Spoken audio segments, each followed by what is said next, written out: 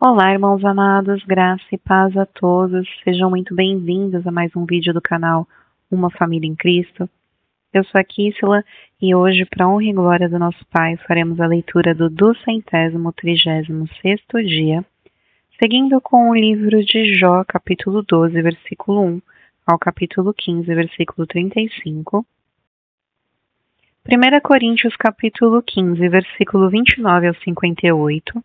Salmos 39, versículos 1 ao 13 e Provérbios 21, versículos 30 e 31.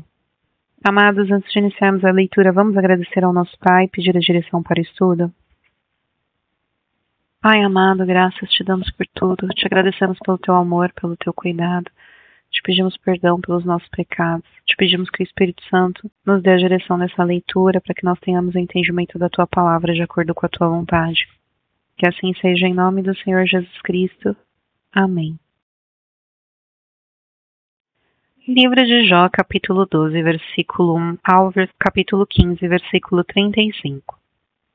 Então Jó respondeu: Na verdade, vocês são um povo e com vocês morrerá a sabedoria. Mas eu também tenho entendimento. Em nada sou inferior a vocês. Quem não sabe coisas como essas?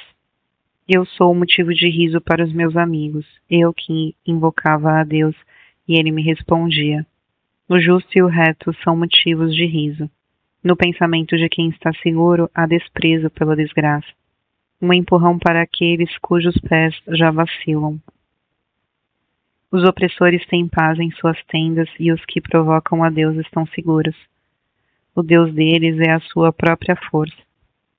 Mas pergunte agora aos animais, e cada um deles o ensinará. Pergunte às aves do céu, e elas lhe contarão. Ou fale com a terra, e ela o instruirá. Até os peixes do mar lhe contarão.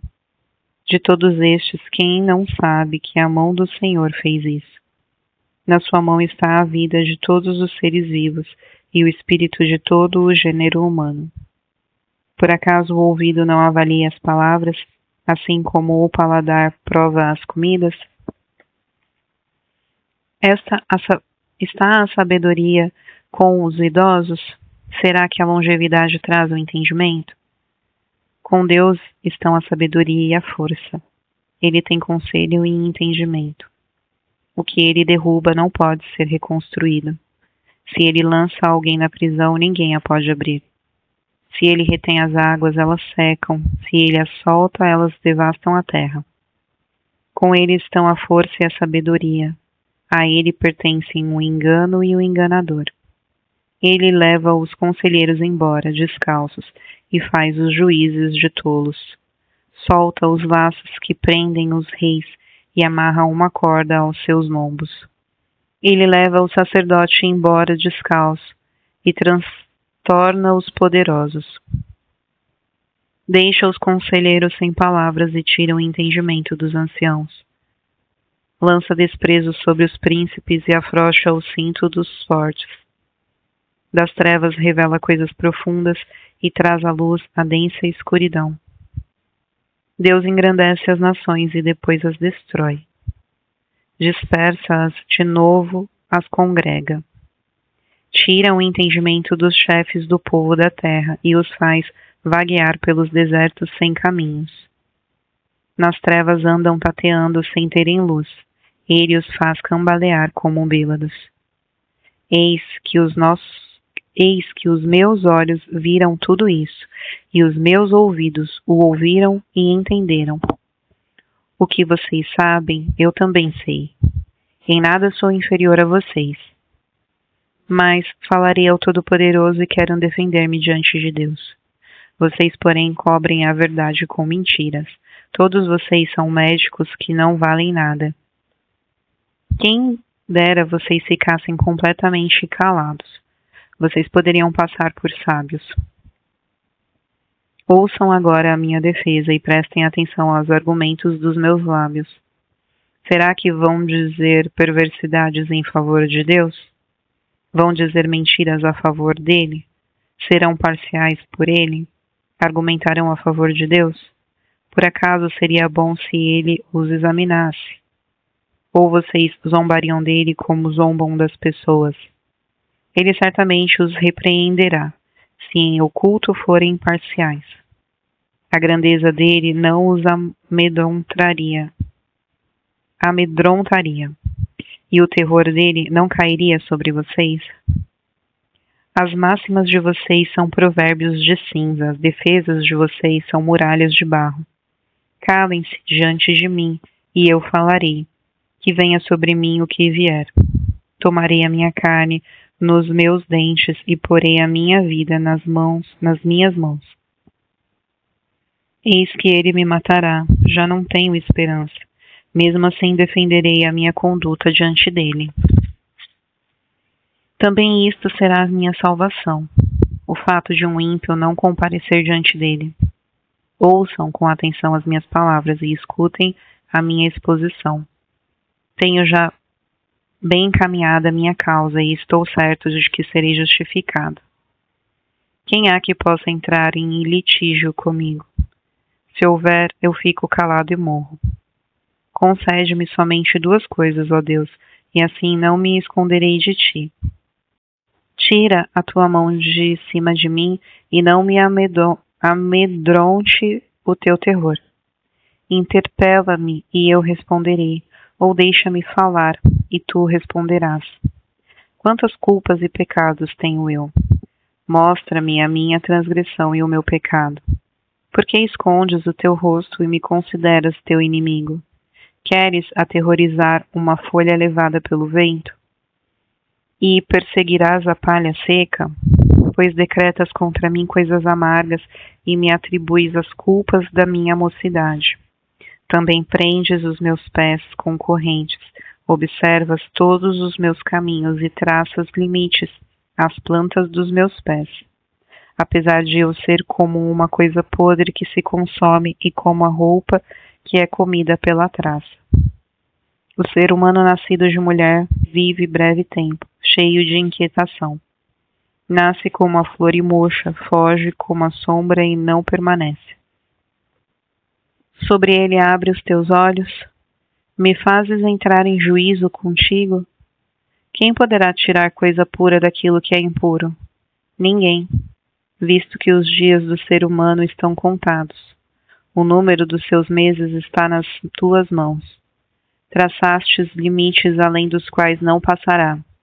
Desvia dele o teu olhar, para que tenha repouso, até que, como o trabalhador, tenha prazer no seu dia. Porque há esperança para a árvore, pois mesmo cortada voltará a brotar, e não cessarão os seus rebentos. Se as suas raízes envelhecerem na terra e no tronco morrer no chão, ao cheiro das águas brotará e dará ramos como a planta nova. Mas, se alguém morre e fica prostrado, o ser humano expira e para onde vai? Como as águas do lago evaporam e o rio se esgota e seca, assim o ser humano se deita e não se levanta enquanto existirem os céus, não acordará, nem será despertado no seu sono. Quem dera me escondesse na sepultura e me ocultasse até que a tua ira passasse. Quem dera me fixasses um prazo e depois te lembrasses de mim. Quando alguém morre, será que volta a viver? Todos os dias da minha luta esperaria até que viesse a minha mudança. Tu me chamarias e eu te responderias. Terias saudade da obra das tuas mãos. E até contaria os meus passos e não levarias em conta os meus pecados. A minha transgressão estaria selada num saco e terias encoberto as minhas iniquidades. Mas como o monte que desmorona e se desfaz e a rocha que se move do seu lugar, como as águas gastam as pedras e as cheias levam o pó da terra, assim destróis a esperança humana. Tu prevaleces para sempre contra o ser humano, e ele passa. Mudas o semblante dele e o despedes. Os seus filhos recebem honras e ele não sabe. São humilhados e ele não percebe. Ele sente as dores apenas de seu próprio corpo e a sua alma lamenta apenas por si mesma. Então Elifaz, o temanita, tomou a palavra e disse: Será que um sábio daria respostas vazias? Será que encherias a si mesmo de vento leste? Argumentaria com palavras que de nada servem e com razões das quais nada se aproveita? Mas você destrói o temor de Deus e diminui a devoção a Ele devida. Pois o que você fala se inspira em sua iniquidade, e você adota a língua dos astutos. A sua própria boca o condena, e não eu. Os seus lábios dão testemunho contra você. Será que você é o primeiro homem que nasceu? Por acaso você foi formado antes dos montes? Será que você ouviu um conselho secreto de Deus e detém toda a sabedoria? Ou você sabe que nós não sabemos? O que você entende que nós não entendemos? Também há entre nós homens idosos de cabelos brancos muito mais velhos do que o seu pai. Você faz pouco caso das consolações de Deus e das palavras suaves que dirigimos a você? Porque você se deixa levar pelo seu coração, porque os seus olhos flamejam para que você dirija contra Deus o seu furor. E porque deixa que tais palavras saiam de sua boca? Quem é o homem para que seja puro, e o que nasce de mulher para ser justo? Eis que Deus não confia nem nos seus santos, nem os céus são puros aos seus olhos. Quanto menos o homem que é abominável e corrupto, que bebe a iniquidade como a água. Escute o que eu vou explicar. Vou contar-lhe o que eu vi, o que os sábios anunciaram sem ocultar nada, tendo-o recebido dos pais deles, aos quais somente foi dada esta terra, sem que nenhum estrangeiro passasse entre eles.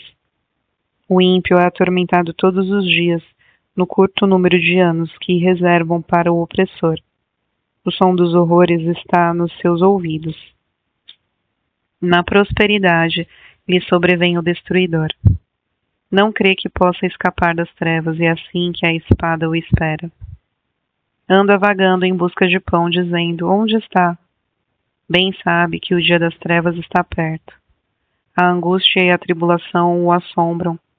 Prevalecem contra ele como o rei preparado para a batalha. Porque ele levantou a mão contra Deus e desafiou o Todo-Poderoso. Arremete contra ele o obstinadamente, protegido por um grosso escudo.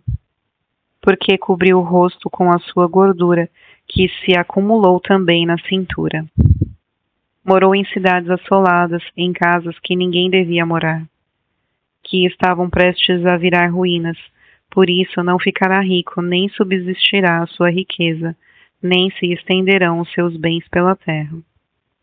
Não escaparás das trevas, a chama do fogo secará os seus rebentos, e ao sopro da boca de Deus será arrebatado. Que ele não confie na vaidade, enganando a si mesmo, porque a vaidade será a sua recompensa. Esta lhe chegará antes da hora, e o seu ramo não reverdecerá. Será como a videira que perde as uvas ainda verdes, como a oliveira que deixa cair a sua flor. Porque a companhia dos ímpios será estéril, e o fogo consumirá as tendas do suborno. Concebem o mal e dão à luz a iniquidade. O coração deles só prega enganos. 1 Coríntios, capítulo 15, versículo 29 ao 58. De outra maneira, que farão os que batizam por causa dos mortos? Se de fato os mortos não ressuscitam, por que se batizam por causa deles? E por que também nós nos expomos a perigos a toda hora? Dia após dia morro. Eu afirmo isso, irmãos, pelo orgulho que tenho de vocês em Cristo Jesus, nosso Senhor. Se como homem lutei em Éfeso contra feras, qual foi o meu proveito? Se os mortos não ressuscitam, comamos e bebamos, porque amanhã morreremos.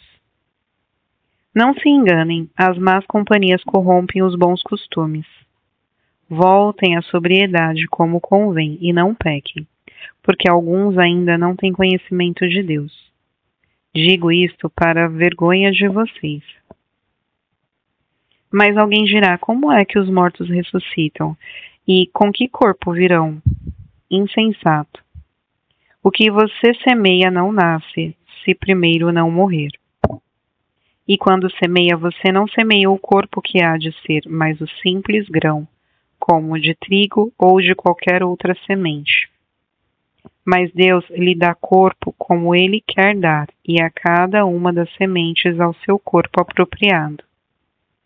Nem toda a carne é a mesma, porém uma é a carne dos seres humanos, outra a dos animais, outra a das aves e outra a dos peixes. Também há corpos celestiais e corpos terrestres, e sem dúvida, uma é a glória dos celestiais e outra a dos terrestres. Uma é a glória do sol, outra a glória da lua, e outra a das estrelas. Porque até entre estrelas e estrelas há diferenças de glória. Pois assim também é a ressurreição dos mortos. Semeia-se o corpo na corrupção, ressuscita na incorrupção. Semeia-se em desonra, ressuscita em glória. Semeia-se em fraqueza, ressuscita em poder. Semeia-se corpo natural, ressuscita-se corpo espiritual. Se há corpo natural, há também corpo espiritual. Pois assim está escrito: o primeiro homem, Adão, se tornou um ser vivente, mas o último Adão é o espírito vivificado. O que vem primeiro não é o espiritual, e sim o natural, depois vem o espiritual. O primeiro homem formado do pó da terra é terreno, o segundo homem é do céu. Como foi o homem terreno, assim também são os demais que são feitos do pó da terra. E como é o homem celestial, assim também são os celestiais. E assim como trouxemos a imagem do homem terreno, traremos também a imagem do homem celestial. Com isso, quero dizer, irmãos, que a carne e o sangue não podem herdar o reino de Deus, nem a corrupção herdar a incorrupção. Eis que vou lhes revelar um mistério. Nem todos dormiremos, mas todos seremos transformados num momento, num abrir e fechar de olhos, ao ressoar da última trombeta. A trombeta soará, os mortos ressuscitarão incorruptíveis e nós seremos transformados. Porque é necessário que este corpo corruptível se revista da incorruptibilidade e que o corpo mortal se revista da imortalidade. E quando este corpo corruptível se revestir em incorruptibilidade e o que é mortal se revestir em imortalidade, então se cumprirá a palavra que está escrita: tragada foi a morte pela vitória. Onde está, ó morte, a sua vitória? Onde está, ó morte, o seu aguilhão? O aguilhão da morte é o pecado, e a força do pecado é a lei.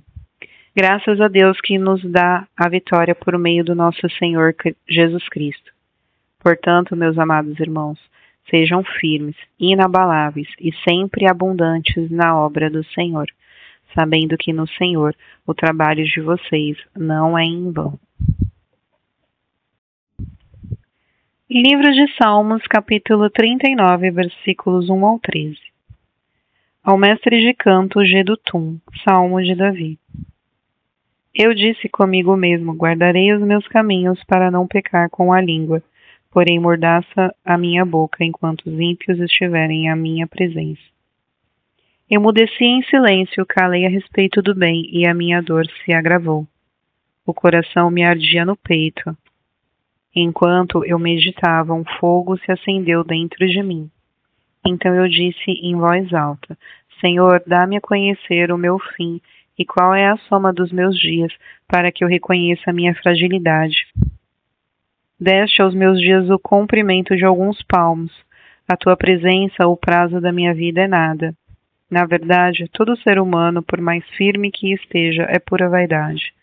De fato, o ser humano passa como uma sombra, em vão se inquieta, amontoa tesouros e não sabe quem ficará por eles. Quem ficará com eles? E eu, Senhor, que espero? Tu és a minha esperança. Livra-me de todas as minhas iniquidades. Não permitas que os insensatos zombem de mim. Emudeço, não abro os lábios, porque tu fizeste isso. Tira sobre mim o teu flagelo. Pelo golpe de tua mão estou perecendo. Quando castigas alguém com repreensões por causa do pecado, destróis nele como traça o que tem de precioso. De fato, o ser humano é pura vaidade. Ouve, Senhor, a minha oração. Escuta-me quando grito por socorro. Não fiques invisível às minhas lágrimas, porque sou forasteiro diante de ti, peregrino como todos os meus pais o foram. Desvia de mim o olhar, para que eu tome alento, antes que eu passe e deixe de existir. Livro de Provérbios, capítulo 21, versículos 30 e 31.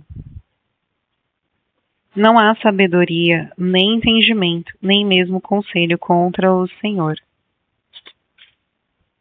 O cavalo é preparado para o dia da batalha, mas a vitória vem do Senhor.